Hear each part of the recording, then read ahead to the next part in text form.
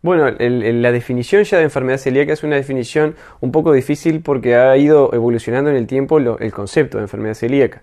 Si bien al principio se hablaba, cuando la describen por primera vez, esa es una enfermedad malabsortiva y por lo tanto tenía determinadas características clínicas. O sea, el paciente tenía unos síntomas bastante característicos y así se definía la enfermedad. Pero después, más adelante, cuando se empieza a descubrir y saber bien qué es la enfermedad celíaca, qué lo produce y qué repercusiones tiene, entonces ahí cambia un poco la definición de la enfermedad, se define bien. Y la definición de enfermedad celíaca en realidad es cuando hablamos de enfermedad celíaca cuando hay una inflamación en el intestino delgado, con unos cambios característicos en la mucosa del intestino, frente a la presencia específicamente de gluten. Como te decía, esa definición fue variando. Entonces vos me decís, ¿qué es la enfermedad celíaca? Bueno, la enfermedad celíaca es una enfermedad que tiene diferentes manifestaciones, o sea, hay muchos síntomas muy distintos que pueden corresponder a la enfermedad celíaca, pero que en el fondo lo que tenemos es una alteración en el intestino delgado y que esa alteración se produce porque hay la presencia de gluten, que es una proteína que se encuentra en determinados alimentos. Bueno, para hacer en la definición mismo de la enfermedad podemos ver algunas características que nos van a mostrar algunos síntomas que puede tener la enfermedad. Por ejemplo, la enfermedad clásica es una enfermedad que se produce con síntomas malabsortivos. Y la malabsorción se produce, entonces, imaginémonos un intestino que no funciona, entonces ese intestino no está absorbiendo algunas cosas o muchas cosas. Y dependiendo qué no absorbe es los síntomas que nos pueden aparecer. Si no absorbe muchas cosas, lo primero que aparece es una diarrea, porque todo eso que no se absorbe, hay una deposición que normalmente es lo que se llama esteatorrea, es una diarrea grasosa que queda flotando en el agua del water, que es una diarrea bastante característica en las primeras definiciones clínicas de la enfermedad. Pero a su vez pueden haber manifestaciones más solapadas, que es cuando no tiene esa diarrea tan importante, y falta la absorción de algunos elementos puntuales, por ejemplo hierro, por ejemplo vitamina B, y eso hace que aparezca, por ejemplo, anemia. Entonces una manifestación de una enfermedad celíaca que no da una diarrea, que no da un síndrome malabsortivo muy característico, puede estar dado solo por una anemia, o problemas con el calcio, y eso te puede traer temas de osteoporosis y fracturas. En algunos casos, entonces la supresión de algún elemento en particular te va a dar unos síntomas particulares. Y la enfermedad celíaca las presentaciones clínicas, ¿no? Los síntomas que tiene el paciente son tan variados como nutrientes pueden faltar en el organismo en base a esto que yo te venía diciendo. Y la enfermedad se clasifica justamente en la enfermedad celíaca clásica, que es la que presenta estas cosas, este síndrome malabsortivo, y las enfermedades celíacas subclínicas, que son las que aparecieron cuando encontramos los anticuerpos que nos permiten definir la enfermedad, prácticamente definirla, sin la biopsia. Porque son tan sensibles y tan específicos algunos estudios de sangre que nos permiten acercarnos muchísimo al diagnóstico y prácticamente podemos llegar a, no sé si decir prescindir, porque la enfermedad para la definición exacta tiene que tenerla, pero bueno, a veces por la incomodidad y por los síntomas clínicos uno puede solo quedarse con el diagnóstico a veces de la paraclínica, de los análisis de sangre. Y bueno, eso es un poco lo que marca algunos síntomas que puede tener el paciente. En los casos de los niños, por ejemplo, baja talla, bajo peso, cuando tiene no una diarrea tan clara, ¿sí? Pues la diarrea es lo que siempre decimos, ¿no? Si uno tiene una dolor abdominal, hinchazón y diarrea, bueno, cualquiera piensa, no tendrás una enfermedad celíaca, entre otras cosas que le dan. Pero una baja talla en un niño que es idiopática y que uno ve que no está dentro del carril de crecimiento para unos padres que tienen determinado potencial para ese niño, ¿no? En base a los padres, y no aparece, bueno, eso podría estar significando que tiene una enfermedad celíaca. Por lo tanto, se estudia habitualmente los niños que tienen por debajo del percentil 3 de crecimiento, normalmente se estudian, entre otras cosas, por la enfermedad celíaca. A su vez hay otras enfermedades autoinmunes que también se asocian con la enfermedad celíaca y que habría que estudiar en los pacientes que presentan esas enfermedades. En algunas situaciones habría que estudiarlos, aunque no presenten los síntomas de vuelta clásicos, que son los pacientes que tienen diabetes tipo 1, que es bien característica de la parte inmunitaria. También los que tienen problemas de tiroides, hay enfermedades tiroideas inmunitarias, esas también deberían entonces chequearse con la enfermedad celíaca. Aparece en cualquier edad. Para hacer el diagnóstico con paraclínica, que es con los anticuerpos antitransglutaminasa, con los anticuerpos IgA, se piden a partir de los 2 años de edad, pero la enfermedad celíaca, las manifestaciones pueden aparecer en cualquier momento, inclusive es común que se hagan los diagnósticos, pueden ser muy atrasados, o sea que vos tengas una enfermedad celíaca, empieces ahora con síntomas y te hagamos el diagnóstico en 15 años, pero también puede ser que te aparezca en 15 años, entre los 10 y los 40 años y de repente te aparece una enfermedad celíaca a los 30, ¿verdad?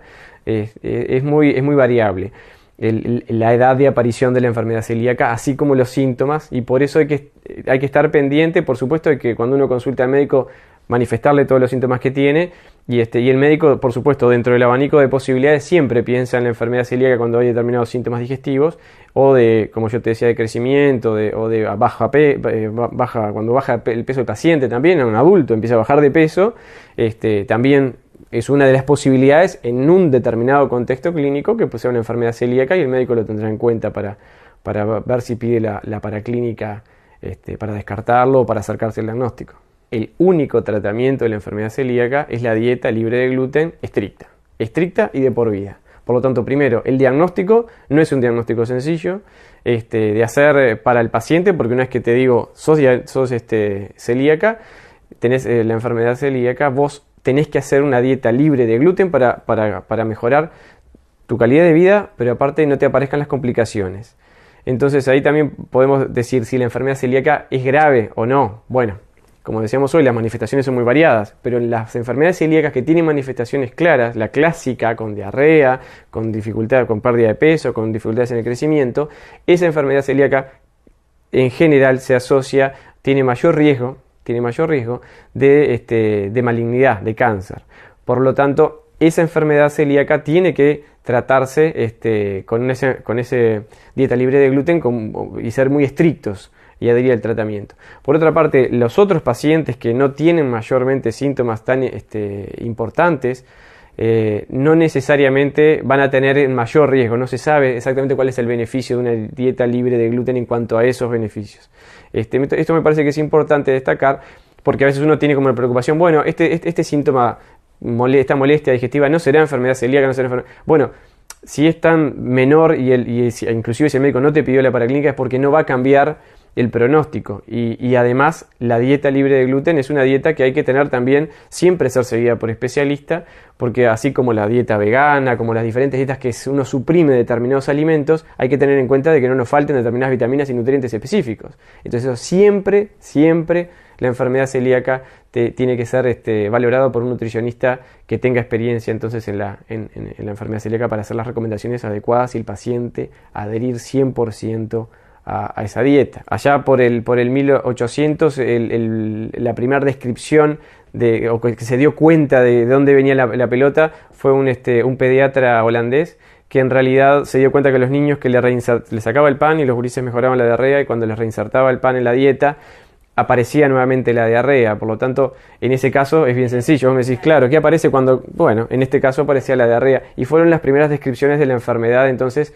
causadas por el pan, que no sabían exactamente qué del pan, pero indudablemente era alguna cosa de esas.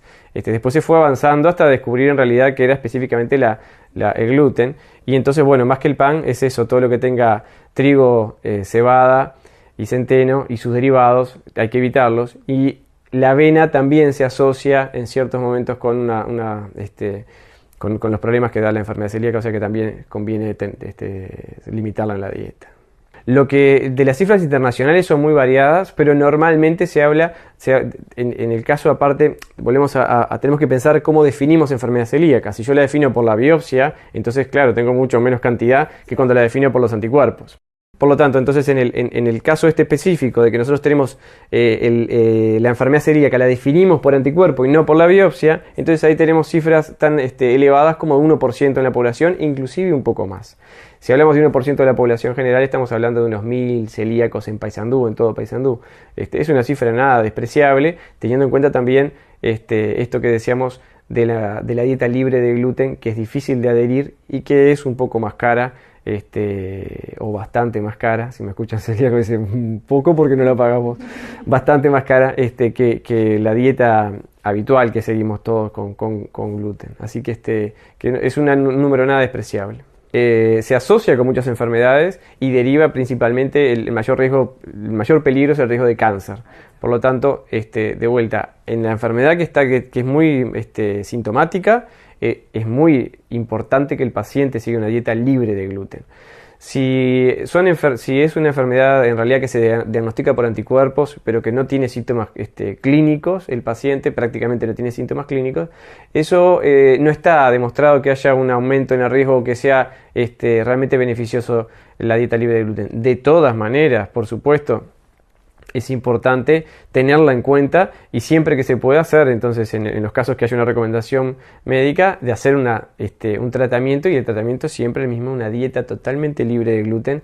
Hasta hay listas de fármacos que se publican acá en Uruguay por la Asociación de Celíacos del Uruguay, de qué medicamentos tienen o no gluten en los excipientes, para no tener contacto con ninguna sustancia con gluten.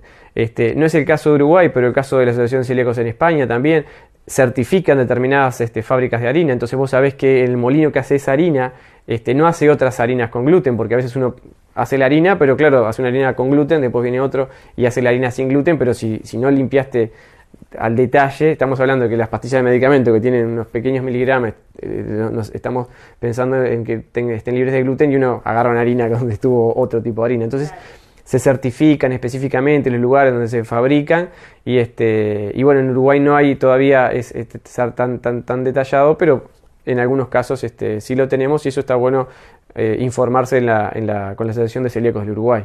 Ni más ni menos que, como decía, el hipertenso que tiene que comer sin sal, el diabético que bueno, que el azúcar de ninguna manera, y bueno, el celíaco marchó con el tema del gluten, no puede probar nada con gluten, y eso es lo que le va a mejorar la calidad de vida y la sobrevida en caso de una enfermedad manifiesta, ¿verdad?